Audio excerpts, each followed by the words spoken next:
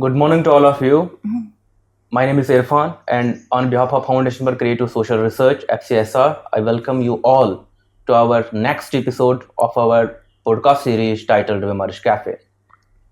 Foundation for Creative Social Research is a Delhi-based independent organization that strives to deliver into the realm of social sciences by engaging with ideas and critical themes that are of most importance to humanity.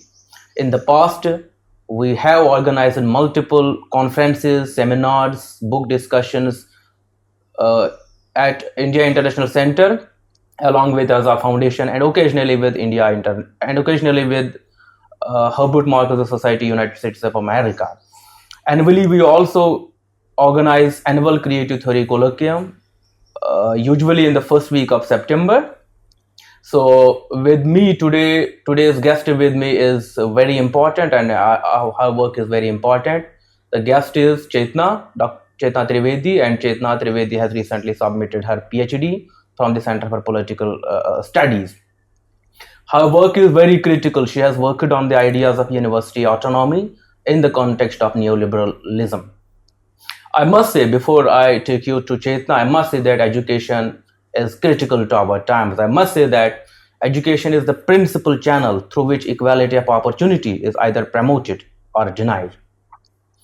You must be aware of T.H. Marshall's work, the famous essay, Citizenship and Social Classes. Marshall makes a wonderful point. He says that education, particularly the primary education, it played a very critical role in ensuring social rights in Britain in 20th century. I must add that education is a public good with intrinsic and instrumental benefits for individuals, for the larger society, for the larger nation building process, and especially for gender, for women, for people belonging to different and backward sections of the society. Education becomes so much important. So welcome Chetna for accepting my invitation to be today's host. Let's begin with this introduction that your work, what motivated you to work on this important theme. Would you like to introduce your title as well as the brief introduction about your work? Thank you, Irfan, for having me here. The title of my work is The Indian Universities Under Neoliberalism, Re-examining Issues of Autonomy and Accountability. So in this work, what I'm trying to do is two things. One is to historically trace the idea of university and also analyze how the idea of autonomy evolved within the university system. Okay. And the second thing that I'm trying to do in my work is to understand the contradiction between the idea of university autonomy and the frameworks of accountability which are leveled against the universities, particularly in the neoliberal era. Okay. So these are the two primary questions that I'm dealing with in my work. What motivated me to do this work is, I think while I was pursuing my master's in JNU, I was very intrigued by the university as a space. Okay. So I used to think, where else you would see this kind of diversity? Absolutely. Where else That's you true. would see this kind of passion in the students and the faculties to be so involved in research? Right. And where else you would see people so engaged in their academic endeavors? Absolutely. So I think that's what intrigued me a lot. And of course, there have been contentions between the state and the universities from times immemorial. Absolutely. So that's also one thing that I tried understanding, that what are the complexities of these contradictions? How did they really emerge? Okay. So it is in that context that I started thinking about the idea of university, the historical evolution of the university, and to also see that what is the political history of this idea of autonomy and what is the political history of universities. So I think that's how I came to this question. That's how I came to this topic. That's interesting. I think I must say that this issue of diversity is very much critical to our time. For example, I must share my own story that when I came from Kashmir to then I studied at Ali Muslim University. I think that university was not something alien to me. I would say by and large the culture was similar, food pattern was similar. But then when I shifted to Delhi, Yeah. I mean, this is the period, I must say, that is of so importance for my transformation. I first time engaged with different food, people belonging to different religious communities, people belonging to different regions, and I think this is so critical for our intellectual, growth, because most of the time we are not aware about other people. What is their history? What do they study? All of these things. So that becomes very much, important. I think this is one part. Coming to your work, I must say that this needs more further, elaboration. You say that the idea of autonomy is central to a university, and would you like to elaborate on that? Yeah. So, Irfan, what are the tasks of the university? Yeah, Let's true. begin by that. What are the aims of a Absolutely. university? So, the first and foremost aim of the university is to produce knowledge and True. disseminate it. Absolutely. And within that framework of producing knowledge, there's also this idea which the classical philosophers have put forth, that the universities must seek the truth. True. They have to Absolutely. discover the truth. Absolutely. They have to research the truth. Mhm. So I think this aim, and the other aim is of making the university more inclusive space. Absolutely. So to provide access, to make it more diverse, Okay. and also to proliferate a certain kind of culture. Right.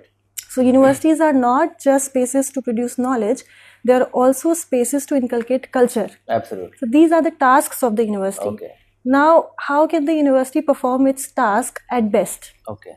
When it has the freedom to, Okay. when it has the autonomy to. So Okay. if you want to really seek the truth, and that truth, you have to seek that truth through logic and scientific inquiry. Absolutely true. So if you want to engage in that kind of a process, you need a certain kind of autonomy from the authorities. Absolutely true. So you have to have the right of self-governance. You have to have your own institutional measures and procedures. Exactly. So I think if autonomy is absent Okay. from the whole idea of university, then there is a serious problem. Absolutely. So therefore, I say that the idea of autonomy is central Okay. to the university. I mean, this seems to me, this corresponds to what J.S. Mill in his work on, I think, on liberty has to say, that autonomy is central to truth. I think it makes more sense, because now one could obviously, I mean, drawing from your work, one could make a sense that university space is a very different space. It's a space where deliberation occurs.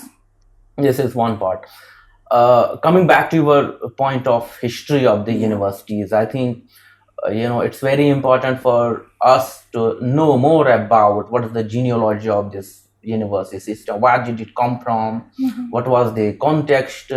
So, I mean, would you consider, answering this question, that what is the history of this, idea of university?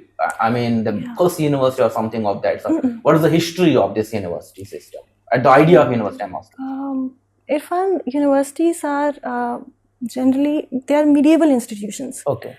We understand universities as modern institutions Okay. because the modern institutional idea of university is what has been replicated to most of the countries. Okay. But the idea is medieval in its essence. Okay. Now, why do I say that? I say that because in the medieval times, there used to exist guilds, Okay. different kind of guilds in towns. Okay. Okay. So in the guilds, there would be teacher or number of teachers. Okay. There would be students who would go and pay a certain kind of fee and receive a specific kind of knowledge from that teacher Absolutely. within that guild. Okay. So that knowledge could be of mathematics, that knowledge could be of theology, that knowledge could be of law, whatever kind of laws are there in place. So this was the idea of guild. So in fact, the term university was never used in isolation Okay. till the University of Bologna was formed. Okay. So it used to be University of Masters, University of Students, University of Scholars. Okay. Okay. After the medieval times, I mean within the medieval times also, you will see that the medieval universities gave a lot of space to the studies of theology, Okay. to the study of law, to the study of medicine. Okay. Okay. Primarily, these disciplines were taught inside the medieval universities, and they also promoted the Christian ways of life. Okay. Okay. Because we are mostly talking about medieval Europe. Right. So that was very important Okay. to the medieval universities. So they were not very distant Okay. from church Okay. Okay. or the monarchy, because That's most true. of the people who would study in these universities would go and serve either in the church or in the monarchy. Absolutely. Or in. Yeah. Okay. Right. So, however, Okay. the guilds that existed before the universities, the guilds did try to remain did try to retain somewhat of their autonomy, Okay. so that they are not guided each and every time by the church or the monarch. Okay. So a sense that we need to be more autonomous in our profession of teaching and learning, that existed. Okay. So it is with the passage of time that the guilds acquired a more institutional form and procedures, Okay. and they came to set up some principles for how they would organize themselves, and that's what culminated into becoming a university. University. Okay. So we have Bologna, Paris, later on Oxford, and Cambridge. Okay. So and many others. So this was the idea of university in the medieval times. Okay. That they are generally centers of teaching and learning, but also have a lot of influence of religion. Okay. And there are only certain disciplines that are being taught. Okay. Theology, philosophy, Right. law, medicine, these disciplines. Okay. But there are also scholars who are arguing that medieval universities were not just producing scholars to serve in the church or the monarchy. These scholars are also learning a way of life. Okay. They are also learning a certain kind of culture within the university. So that's important to remember. Okay. So universities it's not like a factory which is producing people to serve at a certain kind of place. Okay. That might be the case, but at the same time we must remember that culture is very important. So university is not just a site of production of knowledge, but also site of production of culture. Okay. So that's what is important to the medieval university. That's how the idea of university came. That's interesting. I think but then what changed? Basically, then now the modern times came. We saw Protestant Reformation. We saw Enlightenment. Yeah. I mean, these were the epochs in history which had an influence for further centuries to come. And what sort of mutation did these historical developments of Enlightenment, modernity brought in the idea of university? So when we try to understand the universities in the times of Enlightenment, and in the times that the modern state saw its inception, the idea of university, it marked a shift. Okay, in the sense that the earlier medieval universities were sites of, they were sites of learning, but of a very certain kind, and plus they had a religious connotation to them. Yeah, that's true. But the modern university now had three foundational principles. Okay. With the University of Göttingen and Berlin coming in, there were three foundational principles to the modern university. The unity of teaching and learning.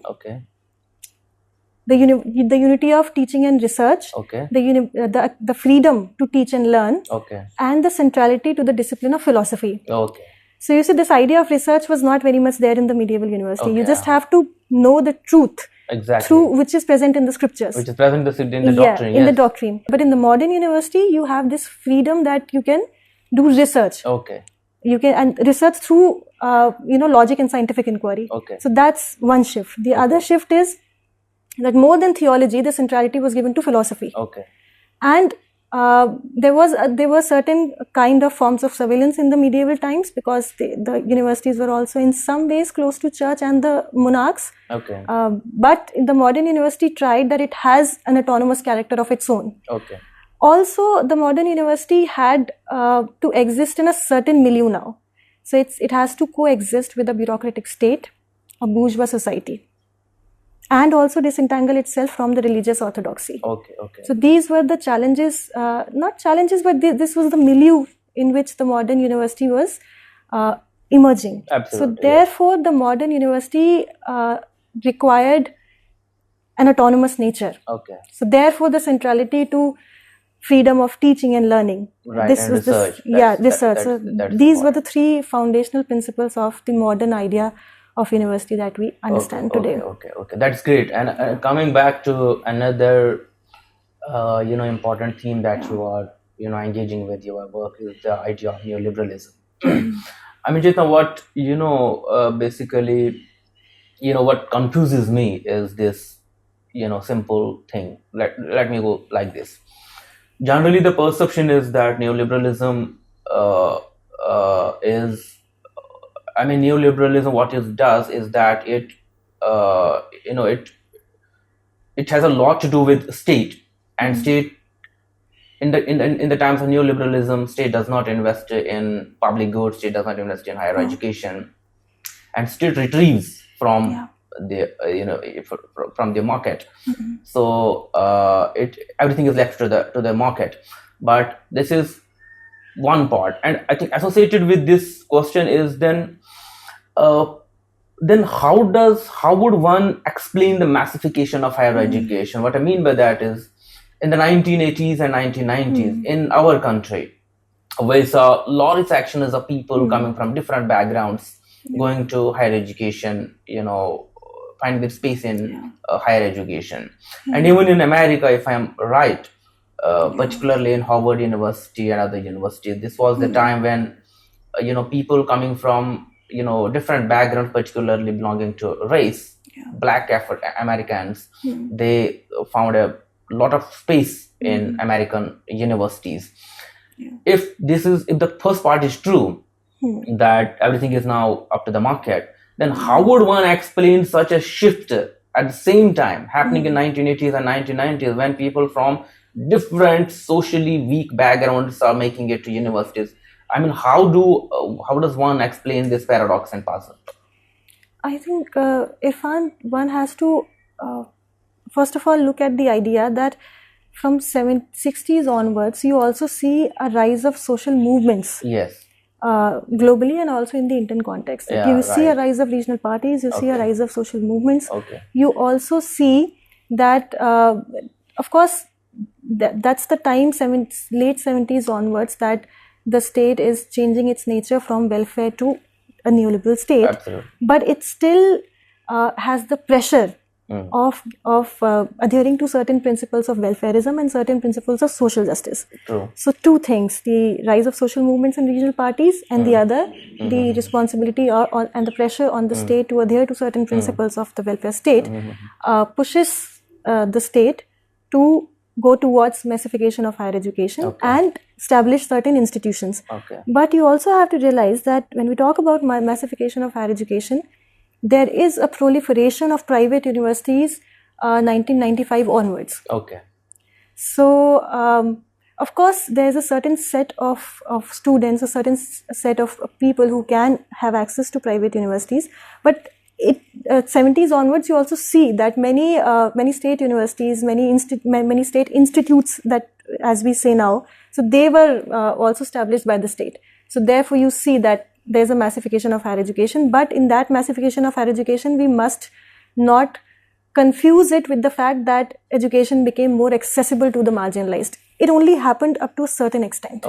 So the marginalized section still is very much excluded from access to higher education, because what neoliberalism does it, that it gives you, it gives state a certain level of control over the institutions, and it pressurizes the state to create the way for market, and therefore the rise of private institution that you see. And private institution, it does not have the pressure to cater to the needs of social justice. So therefore, it's not accessible to all. Whereas a public university, we should have had more public universities. I think in India we only have 42 public central universities. तो ये बहुत कम है, मतलब ये number में ही बहुत कम है. लेकिन पब्लिक यूनिवर्सिटीज़ के ऊपर ये प्रेशर नहीं है कि वो एक तरह का आउटकम आपको दे, और मार्केट का प्रेशर उसके ऊपर उस तरह से नहीं है कि आपको पर्टिकुलर कोर्सेज ही इंट्रोड्यूस करने हैं जो मार्केटेबल हो. अब आने लगा है, because the kind of era that we are living in totally market oriented. लेकिन उस समय पे थोड़ा कम था कि पब्लिक यूनिवर्सिटी के ऊपर और बहुत तरह के रिस्पॉन्सिबिलिटीज़ हैं कि वो एक सोशली इंक्लूसिव स्पेस बने, कि वो एक मोर एक्सेसिबल स्पेस बने, वो एक तरह का सिविक कल्चर अपने आप में प्रोलिफरेट करे, वो एक तरह का सिटीजन बनाए, एक तरह का क्रिटिकल थिंकिंग को इंड्यूस करे. But the private sector does not have these responsibilities. So it remained open for only a certain section of society. Okay. That's interesting. But also, let's come to our country. Let's come to our own our own setup. Bharat में जैसे universities की क्या history रही है? I mean, I am just asking, before colonialism, I think, I mean, before partition, I would say, what has been the history of our university system? और क्या idea क्या था? मोस्टली हम क्या पढ़ते हैं kids, the idea, the purpose was to produce a class of people who are Indians but they are British in taste. तो ये चेतना, आइडिया क्या था पार्टीशन से पहले यूनिवर्सिटी का, और पार्टीशन के बाद जो हमारे देश में आइडिया ऑफ यूनिवर्सिटी आया, उसका क्या उद्देश्य था? उस पे अगर आप हमारे व्यूअर्स को बताना चाहेंगे, that would be nice. Irfan, हमारा जो यूनिवर्सिटी सिस्टम स्टैब्लिश हुआ है, to establish by the British, of course 1857 we had the emergence of 3 universities. तो यूनिवर्सिटी ऑफ कैलकाटा, बॉम्बे और मद्रास, ये 3 यूनिवर्सिटी जिनको फर्स्ट जनरेशन यूनिवर्सिटी भी कहा जाता है, राइट। तो ये यूनिवर्सिटी स्टैब्लिश हुई।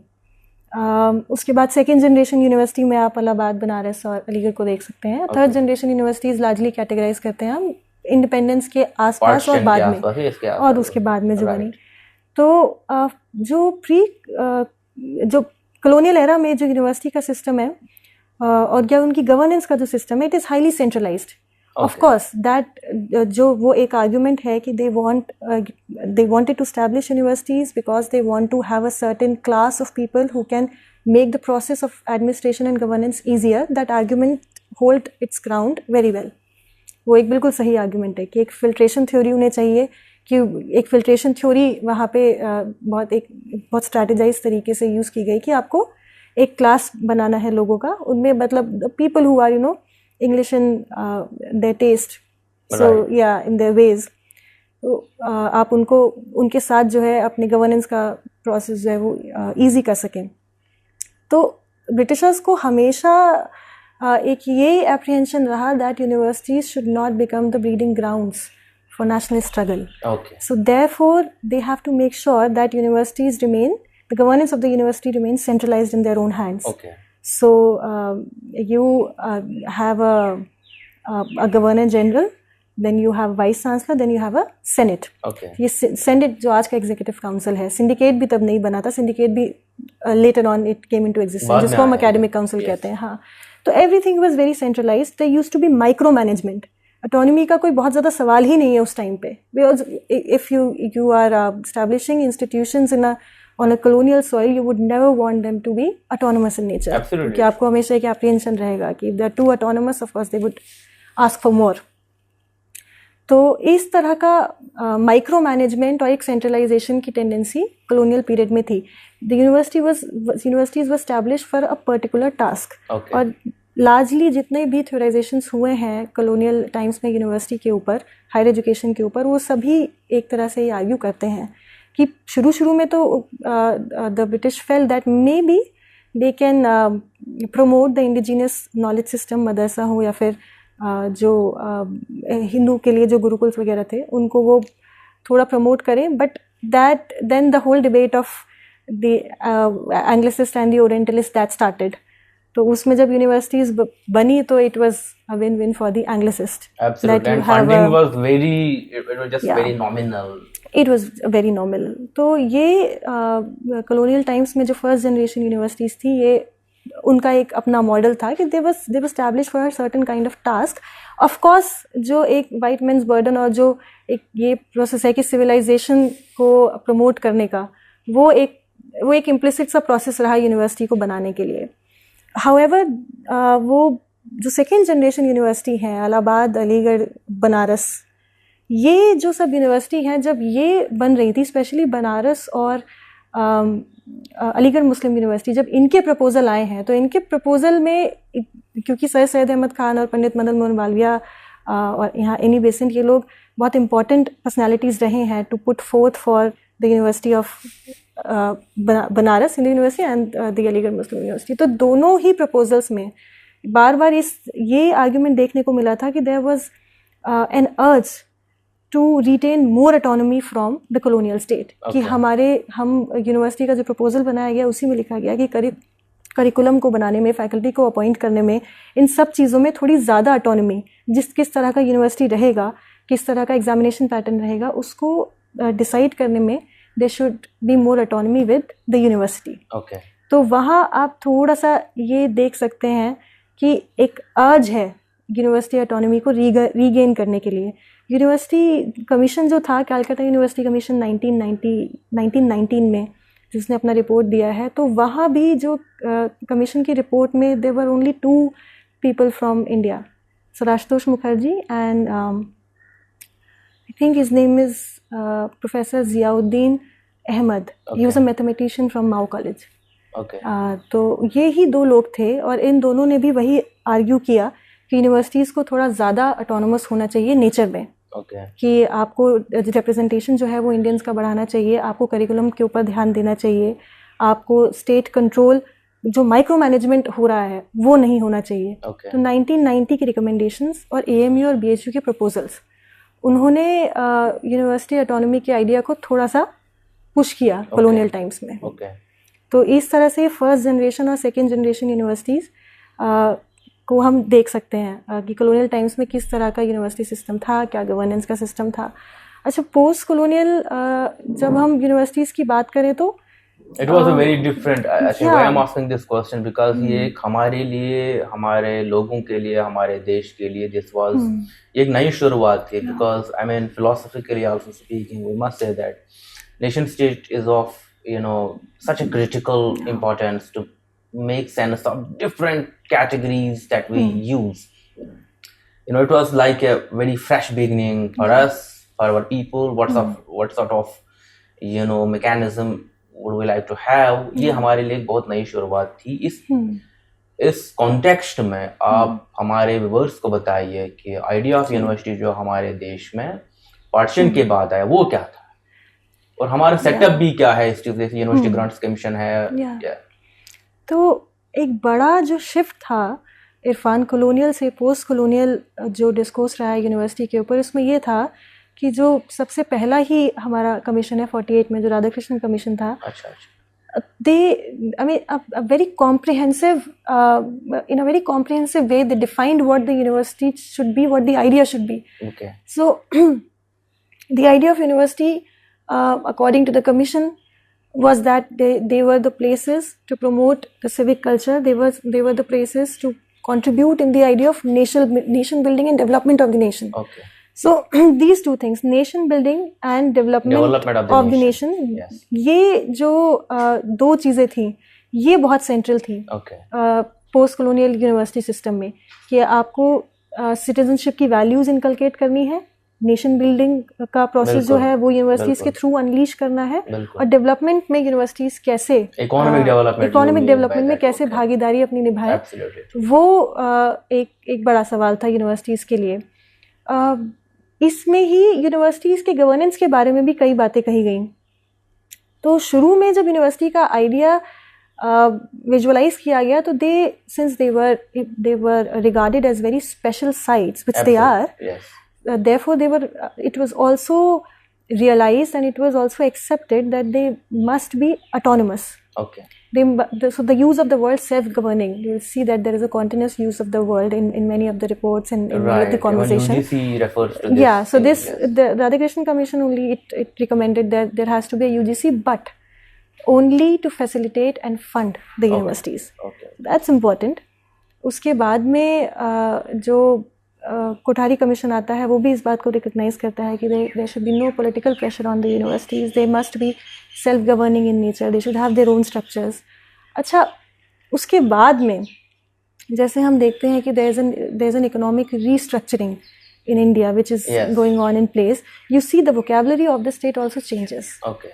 Now in the in 86 when the report comes, the education policy report comes, it says that the vocabulary, when you see the usage of words, they emphasize upon strategies of governance, management, and they talk about how the universities must contribute in industrialization, how the universities must contribute in making sure that it is able to provide as a set of people who are able to contribute their part in the economy of the nation.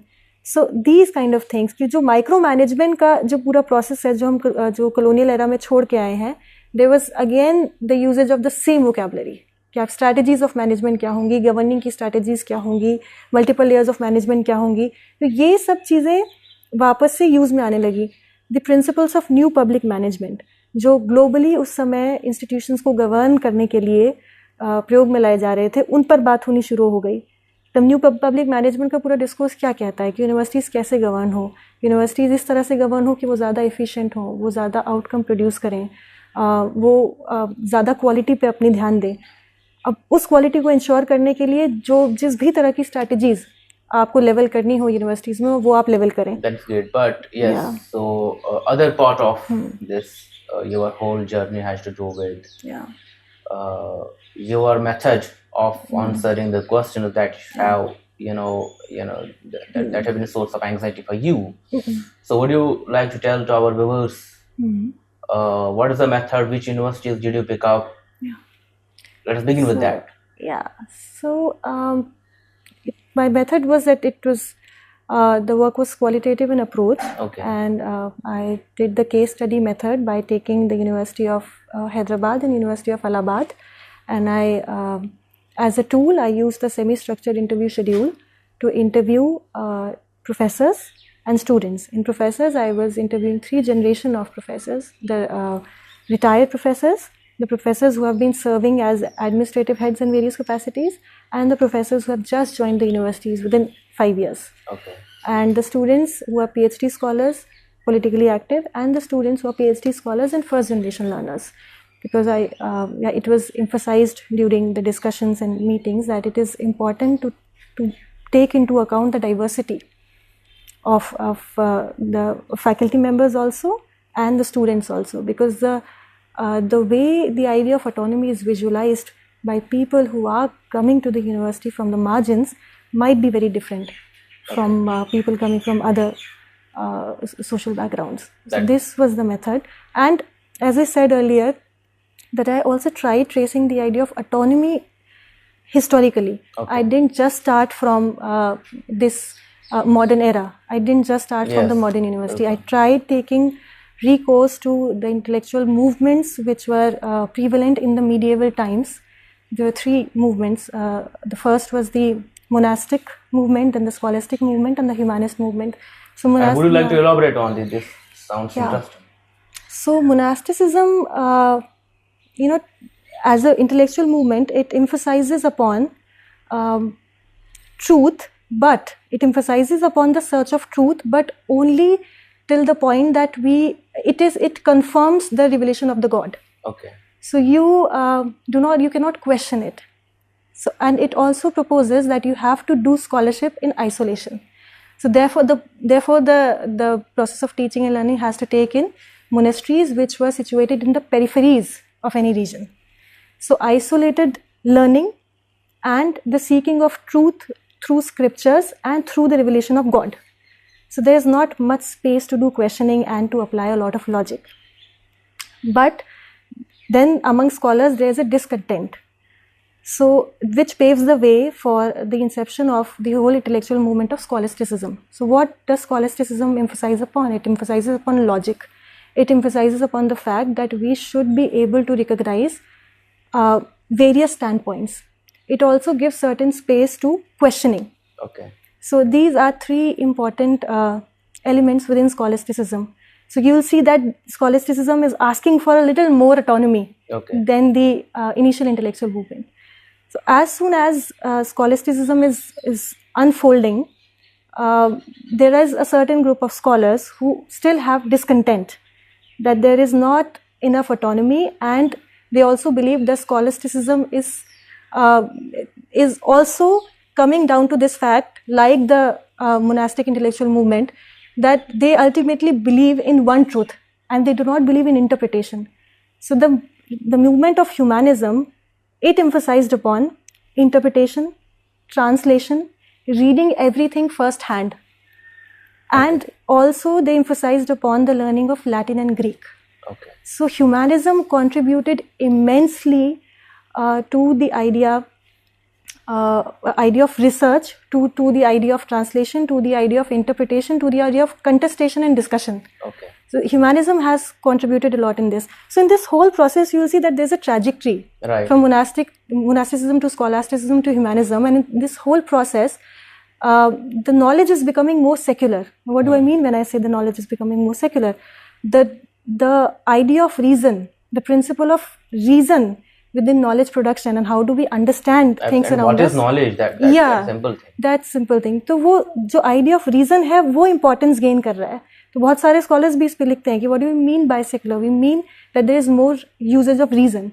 So the way in which knowledge became more secular, so the whole process of secularization of knowledge has contributed immensely to the idea of making knowledge autonomous, more reasonable. And if you have to make knowledge autonomous, you have to give certain kind of freedom to the sites where knowledge is produced, and that is the university. But then, Chetna, don't you think that this word secular is itself problematic? Especially, I may not be knowing much about it, but I just know few works that suggest this whole genealogy of secular, it's not something that which can be made sense of without making sense of power. Yeah. So it came through a particular context, in a particular historical juncture, where the question of power, especially I'm referring to Talal Asad's work, that this category could itself be problematic. So in that case, what would be your response to the people? Well, I think, but I'm not very familiar with the debate in the sense that what connotations does the word secular hold when we are talking about the religious movements.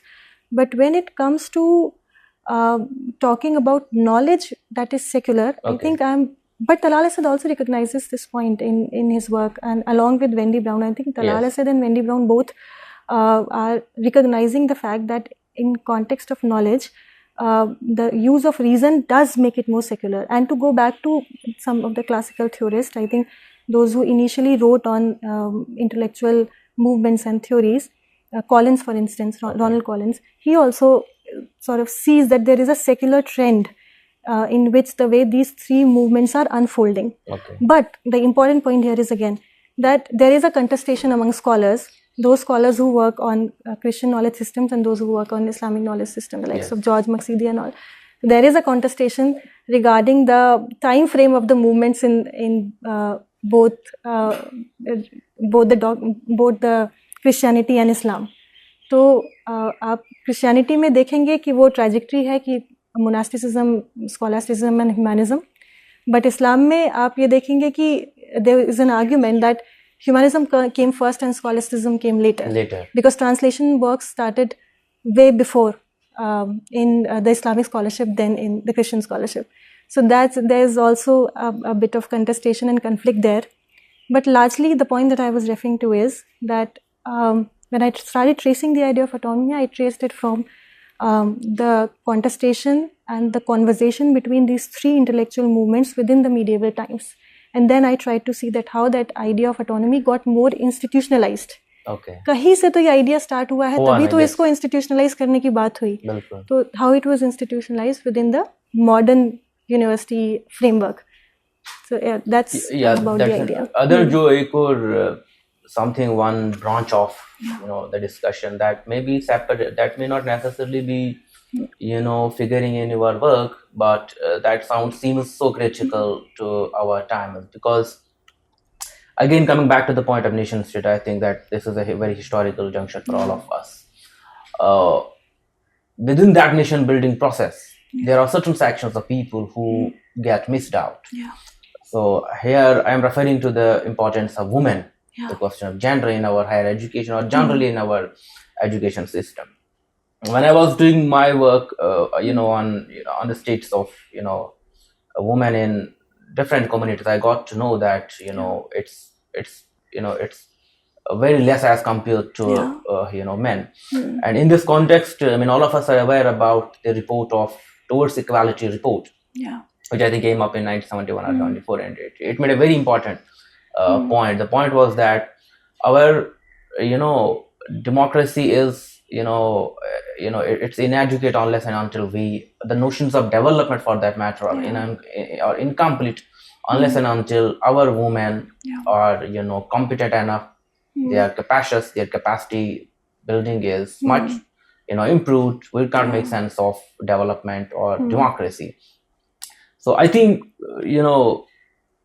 on this note, I must ask this question, Chetna, about the question of women in higher education. Do you have any idea about this? What is their representation, or how important is education for them? That's the core thing that we need to deliberate upon. I think much more important than it is for anybody else. Yeah, that's true. Or maybe equally important as it is for anybody else. But they were late entrants, of course. Okay. Jaspers would argue कि एक बड़ा change जो 19th century में आया university system के अंदर वो ये आया कि gradually women were allowed to enter into universities. Okay. और इंडियन यूनिवर्सिटी के कॉन्टेक्स्ट में भी ये कहा जाता है कि एक स्पेशलिटी जो थी वो ये थी कि कम से कम स्टेट स्पॉन्सर्ड सर्विलांस नहीं था कि कोई पढ़ सकता है या कोई नहीं पढ़ सकता है, लेकिन मसला तो सारा यही था कि स्टेट स्पॉन्सर्ड सर्विलांस नहीं था, access was open for everybody else, but then in reality it really wasn't. I think the majority was absent from the university system. Okay. So I think जो विश्वविद्यालय के जो मायने हैं ना इरफान महिलाओं के लिए बहुत बदल जाते हैं, बहुत बदल जाते हैं. मैं जब अपने फील्ड वर्क में थी तो जब अपने फील्ड वर्क में when I spoke to young women in terms of how they understand the idea of university autonomy, they were immediately able to think about their own self inside the university, कि हम university के अंदर किस तरह से function कर पाते हैं और उससे हम how do we understand our own autonomy and then what and how do we sort of put it together with the idea of university autonomy itself. Right. So I think in that sense universities are much more important places for women to to of course realize their potential, of course to teach and learn, but also to have that freedom to go and do things by themselves. Exactly. And to question education. And to question, because and as I said, and that's why again said that public universities are very important, because private universities they do not have that pressure.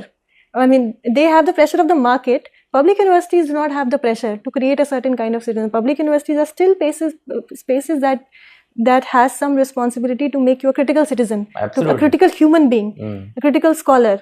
So unless you have this kind of education, you might not know that there are things that are happening that are happening around you, and there are structural problems that are deep rooted, and in order to understand that, of course universities become much more important spaces for women. True. So and also for people coming from the marginalized section. That's why when I went to Hyderabad University, when I would ask people what do they think that the most important task of the university is, they would say the most important task of the university is to promote inclusion in the society, to represent as many sections as the university can. And this is what the idea of public university must hold. So to represent women, to represent people who have been historically marginalized in public institutions or in the society at large. So I think, for women universities, it becomes much more important to have university education. Absolutely. Yeah. That's interesting. As we move to the closure of our our conversation, let me ask you a very general question, because the whole ambition of initiative of this Vimarsh Cafe initiative is to basically inspire people to come to research, to come to the PhD, and also suggest to them that's something very that could be helpful for them to go into PhD. Now we have a new education policy which has a clause that after 4 years of bachelor's degree, one could directly move to PhD, if I am right. So in that context, what would be your suggestion for the people who aspire to come to PhD? What are the general basic things that they need to know about research, and where to begin, and how to choose an area that's of interest to them, और for example there are lot of people जिनको पता ही नहीं है कि हम किस पे काम करें। जब हम भी यूनिवर्सिटी में आए तो पहले कुछ 1-2 महीने तो कुछ पता ही नहीं था कि हम काम किस पे करेंगे और हमारे सवाल क्या रहेंगे और रिसर्च में जनरली क्या क्या चीज इंपॉर्टेंट होता है, ये आप हमारे दर्शकों को बताइए। I think the first thing is to understand which is that area and which is that area which is sort of attracting you the most. Yes. क्या आपको पढ़ने में अच्छा लग रहा है? सबसे पहले तो वो एरिया आपको आइडेंटिफाई करना पड़ेगा कि आपको पढ़ने में क्या अच्छा लगता है, या फिर आप जो रीडिंग्स पढ़ रहे हैं या जो एक पर्टिकुलर थीम पढ़ रहे हैं आपको उसमें इंटरेस्ट कितना आ रहा है. I think that would be one way of starting. People take optional courses, people study different kind of courses अपने कोर्स वर्क में भी, तो कुछ तो ऐसा आपको शुरू में समझ में आता है क्योंकि this is the course that I really like, this is the optional course that I really like, these are the readings that I really like. So one should graduation के टाइम पे या लेट्स से वो masters कर रहे हैं तो ये better, I mean you are suggesting that कि उनको वो इंटरेस्ट डेवलप करना चाहिए या मुझे कौन से एरिया में उनका इंटरेस्ट चाहिए. हाँ, वो इंटरेस्ट आपको पता चल जाता है. The role of intuition is very important to scholarship. Many of the classical thinkers have argued this, and I stand by this too. My first intuition was to work on universities, and here I ended up. Of course, there are many complexities in between, but what I'm trying to say is that if you want to get into scholarship, start trusting your intuition a bit more. Okay. And with that, you identify which are the areas that require work first of all, and the areas of your own interest. And then you read as much literature as you can on that particular area. Take help from your seniors, take help from your faculties, take help from people who have worked in that area or some dimension of that area earlier. You take readings from them, read. Okay. उसके साथ साथ ही आप ये figure out कर पाएंगे and read different viewpoints on that similar area. Read literature, read counter literature, and then you'll understand what are the different ways in which work has been done upon this particular area, and then you figure out what has been missed. Absolutely. So that's what we call gap. जो miss है वो बहुत जरूरी है. The research gap is important. तो मैंने अपने काम में इसी को थोड़ा सा देखने की कोशिश की थी कि यूनिवर्सिटीज़ में थोड़ा फील्ड वर्क उस तरह से कम हुआ है, और पुरानी यूनिवर्सिटीज़ जो हैं वो उन पे कुछ काम हुआ है, लेकिन इस सेंस में कि कैसे ट्रांसफॉर्म हो रही हैं उस पर मुझे लग रहा था कि थोड़ा और देखना चाहिए. और 70 साल में इतना कुछ बदल गया है हमारे पास.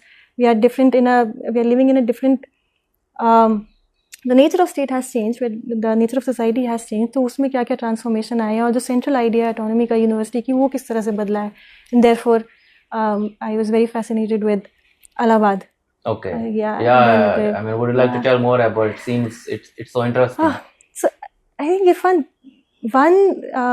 the most important thing about University of Allahabad is to realize that it is made in our East. Yes, but also that it is made in a very historical context. Oh. You have the Hindi-Urdu debate going on. Hindi-Urdu debate. जो उस समय चल रही थी. अच्छा. किसको national language वो बनाया जाए. अच्छा. Then you also have the shifting of capital from Agra to Allahabad. जो यूनाइटेड प्रोविंस का जो कैपिटल शिफ्ट हुआ है, पार्टीशन से पहले की बात है. उसके बाद में you also have the aftermath of 1857 mutiny. अच्छा, ओके. तो अब जब एक यूनिवर्सिटी बनानी है तो यूनिवर्सिटी कैसी बनानी है इस सारे कॉन्टेक्स्ट में. एक तो जो आप अगर लेटर्स पढ़ेंगे ब्रिटिश ऑफिशियल्स के बीच में जो वो एक दूसरे को लेटर्स भेज रहे हैं, and this idea of Allahabad came from the British only. Some of the British officials who realized that we need a university which is more accommodative of the Oriental ways of learning, and of course because there was a lot of pressure on University of Calcutta, student pressure बहुत था, तो एक कि इस region में भी एक university होनी चाहिए, तो it's a university from above. तो और एक context है उसका. तो आप देखेंगे कि Allahabad university is a carefully crafted university. Okay.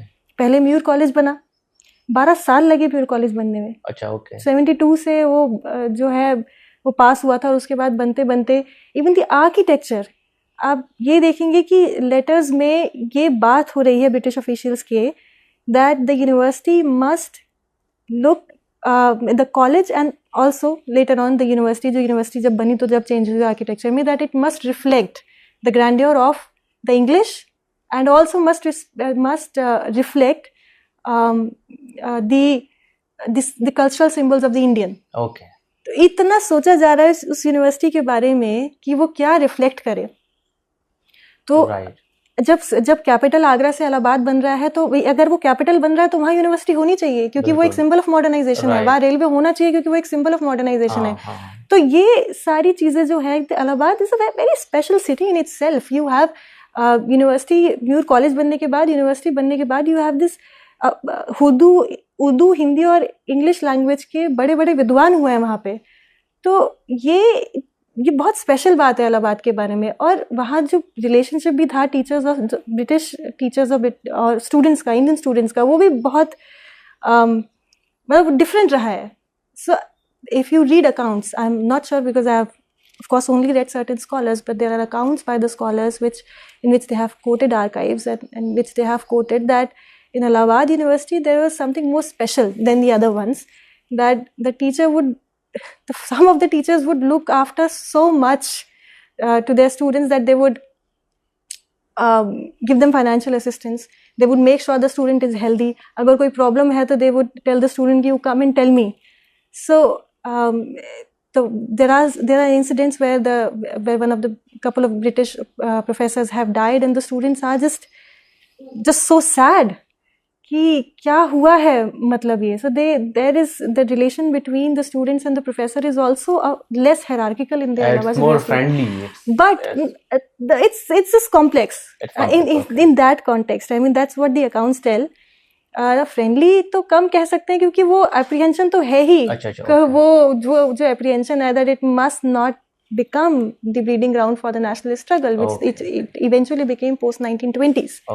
With the presence of Motilal Nehru and then the other Congress leaders. तो ये सब तो वहाँ होता रहा है, बट एक जो एडमिनिस्ट्रेटिव अध्यरेंस जो रही है वहाँ पे, क्योंकि इतना ज़्यादा ब्रिटिशर्स का इन्फ्लुएंस था, इतना ज़्यादा मॉडर्नाइजेशन का और ब्रिटिश सिविलाइजेशन का इन्फ्लुएंस था, और वो इन्फ्लुएंस वो प्रमोट करने की भी कोशिश कर रहे थे इलाहाबाद यूनिवर्सिटी में, कि एक तरह का अध्यरेंस भी रहा है, लेकिन एकेडमिक्स काफ़ी अच्छे से उस समय पे प्रमोट हुआ है यूनिवर्सिटी के अंदर. So I think there is something very special about the city itself, and very special about itself, yes. Yeah, and about the university itself. So I think that's why I wanted to read and write more on Allahabad, and I'm happy that I was given this suggestion by my supervisor and other people in the department that I must look at it. So there is a context. The context of the university is very important.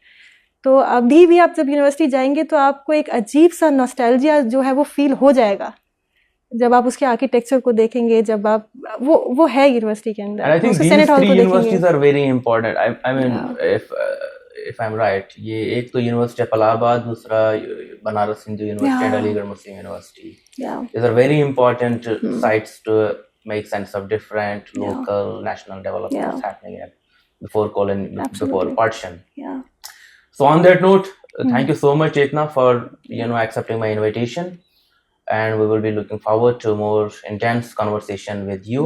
And thank you so much, viewers, for also watching our, and loving, in fact, our, podcasts. Please stay in touch with us on our website, fcsr.in, and also, like, share, and subscribe to our channel, Vimash Cafe. Also, I must add that if you have any suggestion for us to improve upon, we would be more glad to incorporate all of your suggestions so that the students who aspire to come to PhDs will be benefited. Thank you so much. Thank you.